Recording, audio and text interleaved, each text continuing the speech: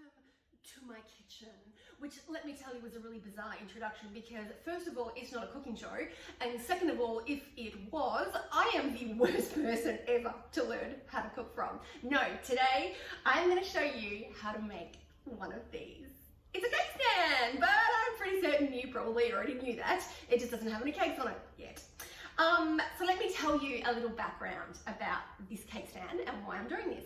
If you've been following my Instagram or Facebook feeds, you would have noticed that I'm collecting vintage china. Now, this is something that I have done for years and years and years. In fact, I still remember picking out my very, very first cold clo trio out of a box at my grand's house. I grew up drinking tea. I grew up learning how to make it in a teapot and drinking it out of a beautiful china teacup. That teacup is actually still at my mum's house on the original Arbour Street.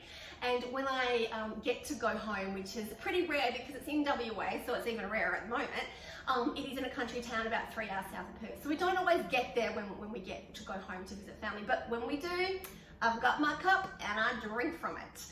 So I had a whole box of these that my gran had given me, gosh, years ago. I was in my really late teens and it had been stored at my mum's house. And then one day I was in Melbourne and I decided that I'd like that box. So I rang Mum and I said, hey, next time can you come over, can you bring this?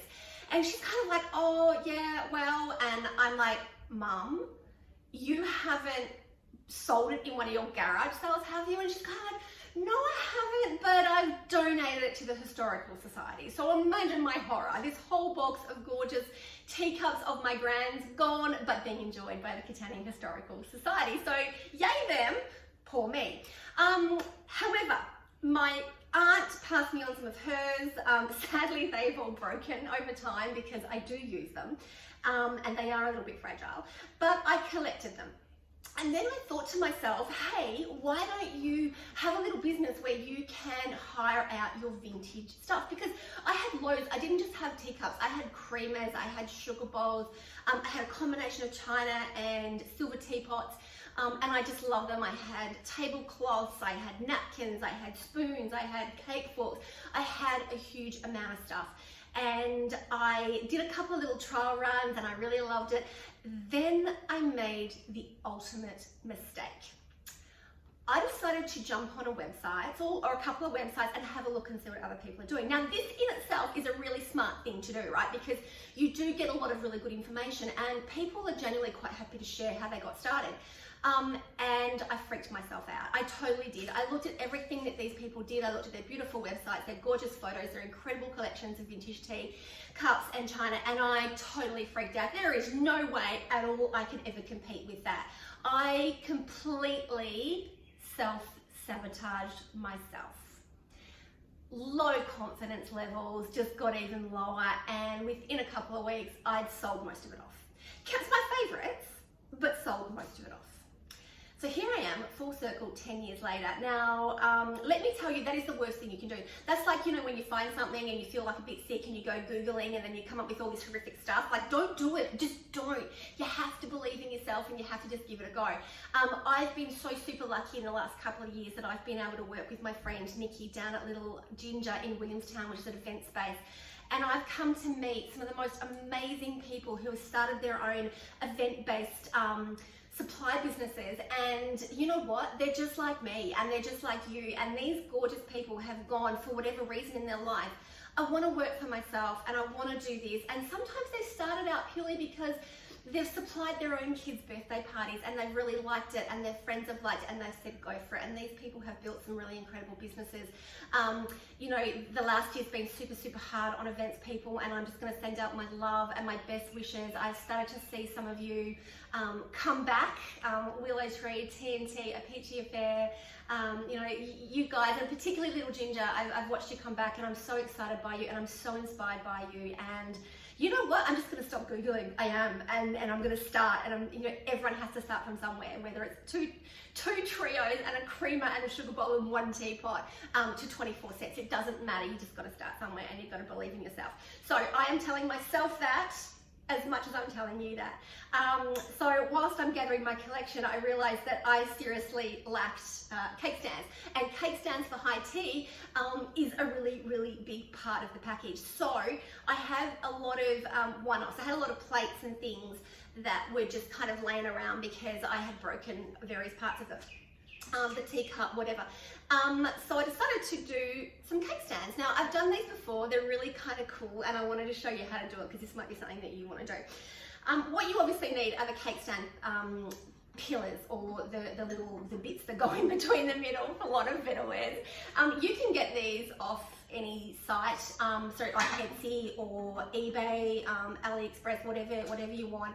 There's a load of people that sell them. I got mine off a Facebook page and an eBay page, and I can't think of the name of it, but I will look it up and I'll post it, because although it took a really long time to get here, and some of that obviously can be COVID, when it came, it was awesome. I actually bought a pack of 6 for about $27, so that's 6 stands, right? So that's 18 pieces.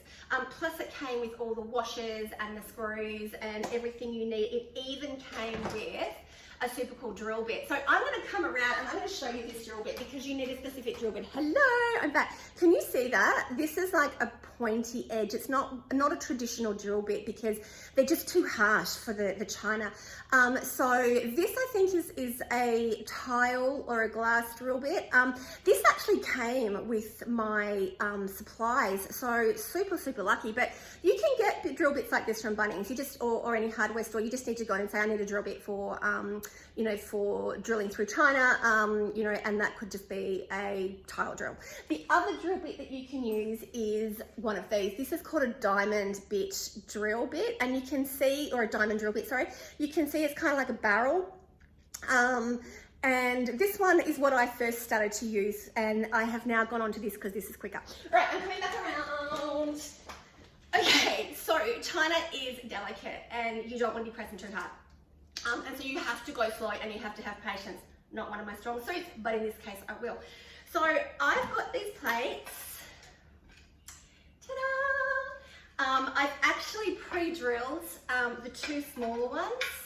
You can see I've already done that because, I don't want to bore you out by making you watch me drill 3 plates, because I wouldn't even bore myself out watching me drill 3 plates. Watching me drill 1 is quite okay. So I'm just going to put that over here. So what you want to do is, what you want to start with is, you obviously need a drill and a drill bit. You also need some water. So I've just got a little tub of water here because you need to keep porcelain wet. So, and I just got a little rag and I'll show you how I do that. The first thing you're going to do is you're going to flip your plate over. Now, some vintage plates will have a really good lip here, which is fantastic because you're going to put a, can you see that? This is a little bolt that comes with it. There we go. It's going to sit up a little bit, so you don't want your plate to be wonky. This one doesn't have a lip, so what I'm going to do is, next time I go to Bunnings, I'm just going to buy some of those little stick-on carpet circles that you get for furniture. That's just going to raise it up a little bit and give it a really good strong base, so it doesn't wobble all over the place, because you don't want it to do that, because that just kind of looks tacky.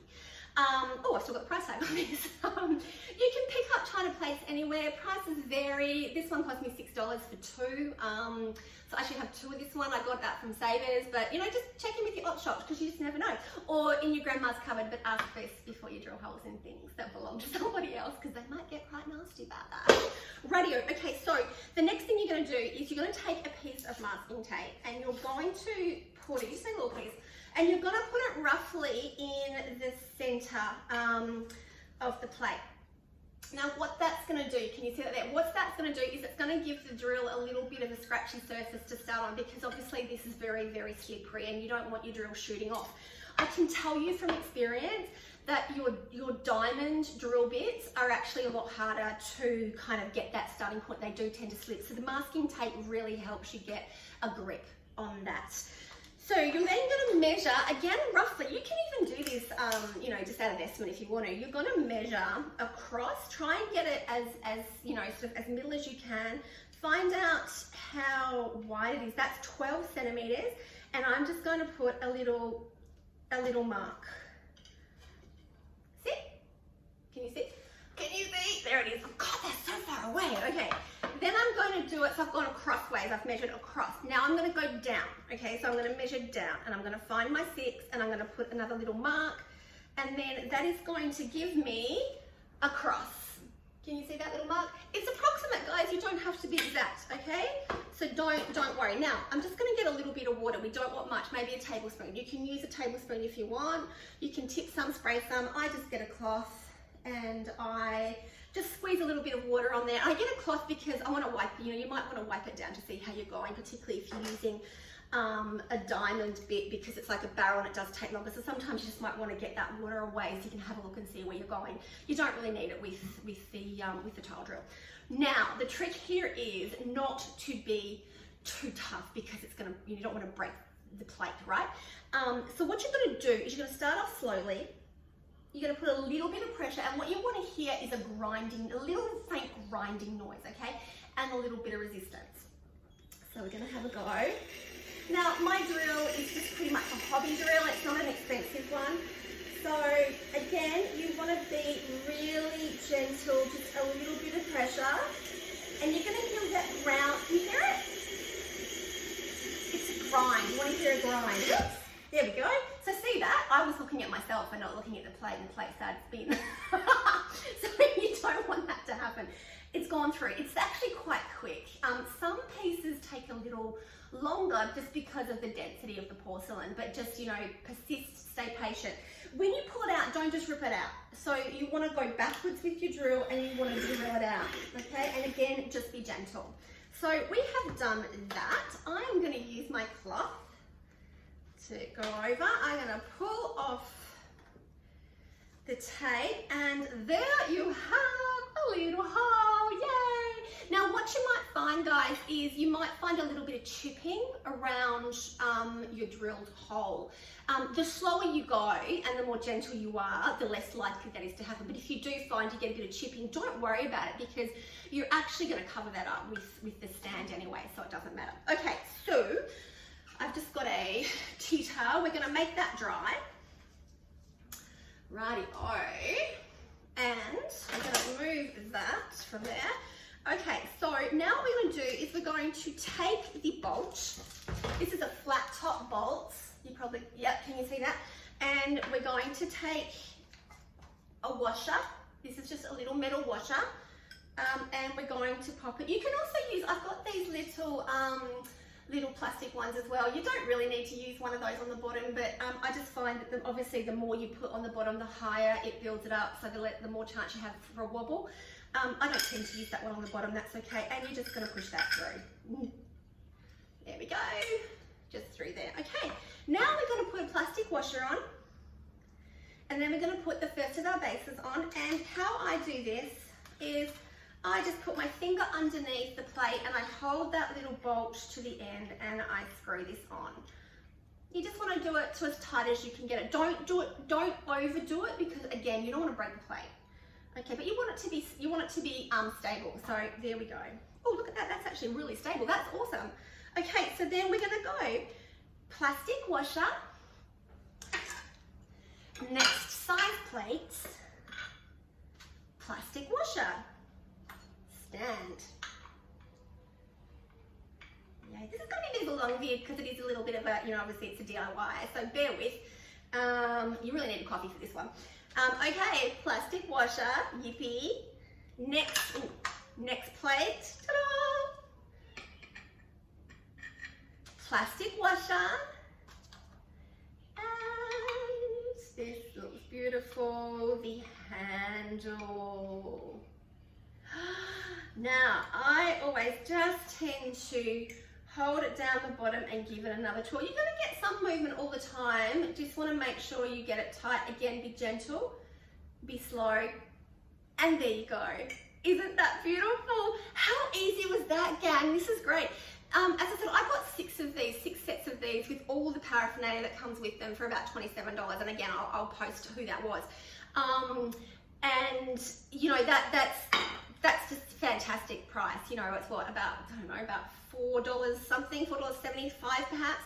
Now you'll see this little baby here, and I'm not going to move it too much. I've added a teacup. So quite often over the journey of teacups, things break, or you might, you know, like particularly the handles. Even though I glue them back together, I often find that I don't want people to use them just in case they come off, and I'd hate for anyone to spill hot tea on them. So I generally find something else to do with them. So this is a really, really good idea, is to use them as part of your cake stand. But what you need to get is you need to get an elongated handle and an elongated middle rod, because you've got double amounts of china to go through, and quite often the teacups have a little lip, and so you need a little bit more space. So this one's not big enough, so I can't actually screw this in, but I just wanted you to have a look. And also the elongated handle will sit up a little bit further, which is really cute. But I just wanted you to have a look to see what it looked like. So it is really, really pretty. And you can put sugar cubes in that, you can put strawberries, you can put fruit, or you can put some roses and make it into a little florist. So that is it. That is how you make yourself a gorgeous cake plate. I hope you enjoyed this video. I hope you enjoyed the cup of tea or cup of coffee or the glass of wine you had going along with it.